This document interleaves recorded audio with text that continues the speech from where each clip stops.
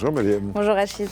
La presse marocaine qui nous dit que l'État va lancer une méga application pour digitaliser les services publics. Oui, méga, et c'est peu de le dire. Mais l'objectif est là, remplacer les longues files d'attente dans les administrations par quelques clics sur notre téléphone.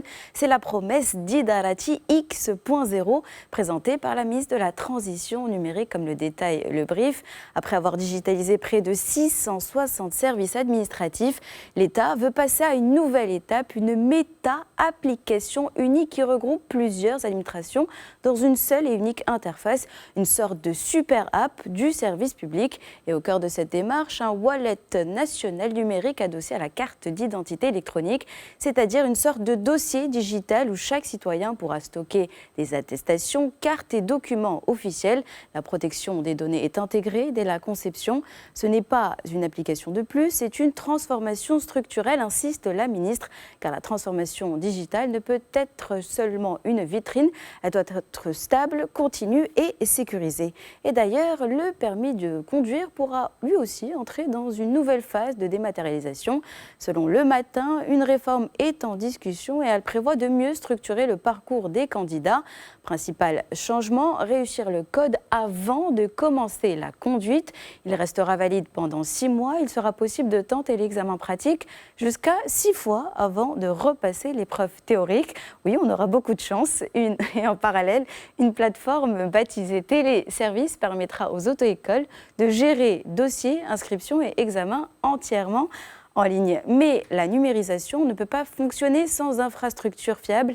Les Échos racontent que les comptables agréés alertent sur les dysfonctionnements réguliers du portail fiscal en ligne, notamment lors des périodes de déclaration, ce qui expose les contribuables à des pénalités comme de retard, alors même qu'ils ont respecté leurs obligations. Les comptables appellent donc à dégripper la plateforme et à renforcer les infrastructures techniques, car pour eux, la fiabilité du système numérique devient aussi un enjeu, et oui, de confiance. Et pour éviter que cette modernisation ne crée des fractures, la question de l'éducation numérique devient elle aussi centrale. L'opinion parle de l'intégration de la ville de Oujda au réseau mondial des villes apprenantes de l'UNESCO.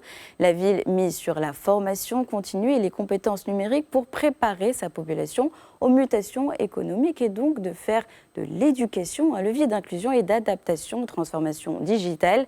Car le numérique promet, on le sait, beaucoup, mais sans formation, sans accompagnement, sans relais humain, il peut aussi creuser les inégalités. On parle de patrimoine africain maintenant. Où en est-on de la question des restitutions ?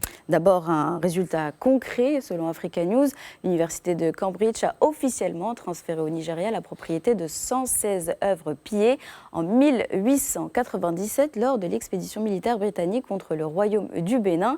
Et justement, parmi eux, les fameux bronzes du Bénin gardés depuis plus de 100 ans au Royaume-Uni. Mais au-delà des objets, c'est la symbolique qui domine.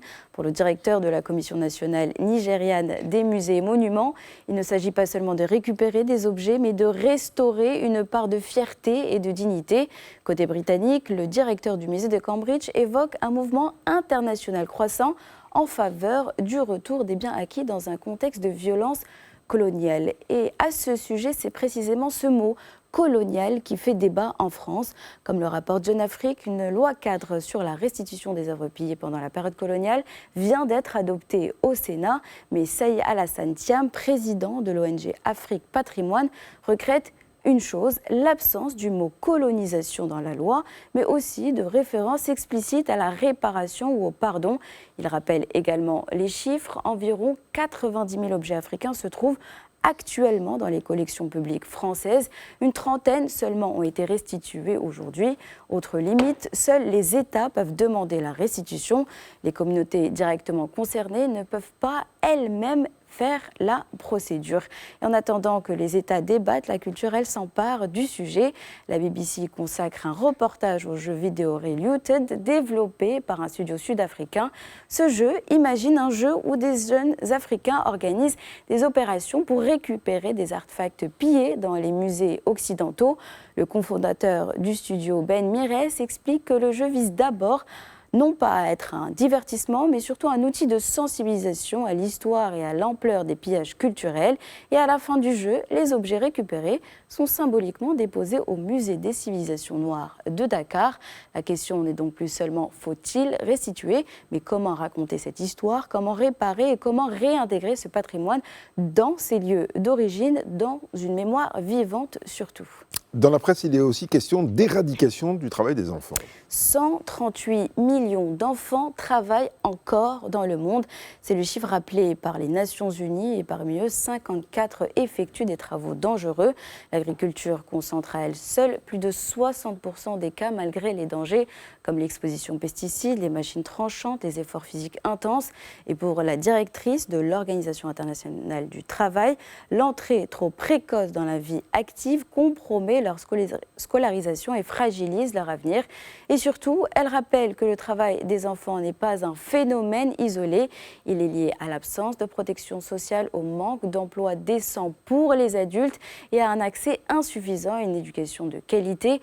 Autrement dit, tant que les familles restent vulnérables, l'enfant devient lui-même une variable économique. Et selon Mexico Business News, la lutte contre le travail des enfants s'inscrit désormais dans les politiques commerciales et les chaînes d'approvisionnement mondiales.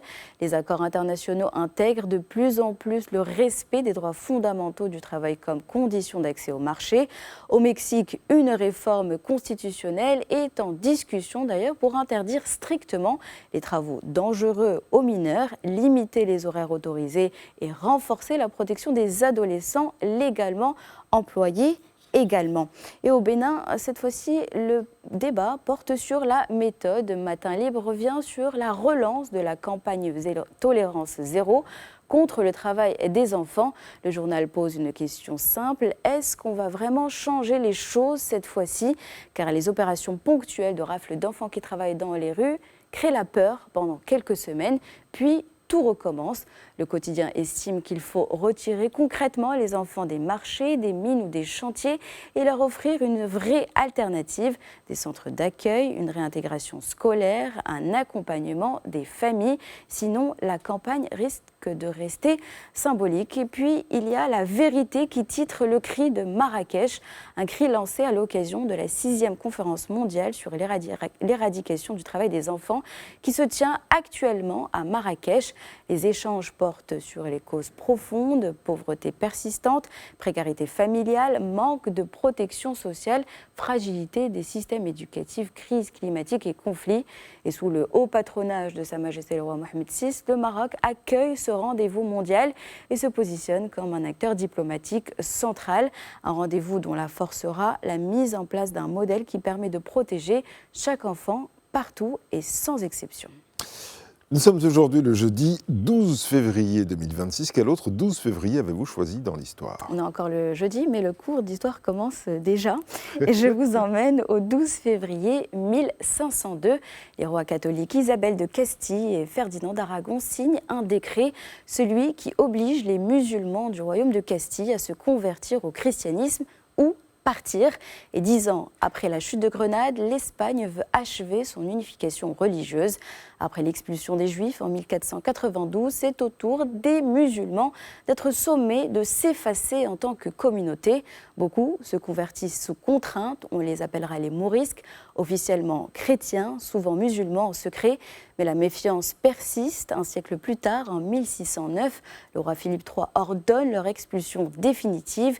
Et entre 300 et 400 000 personnes quittent l'Espagne, principalement vers le Maghreb, qui porte encore aujourd'hui l'héritage de cet exil. Musique andalouse, architecture, patronyme, ensemble ils rappellent l'histoire de beaucoup de familles partagées entre les deux rives.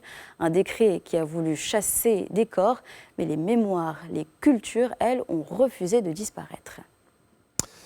Merci beaucoup, Myriam Kokaïna.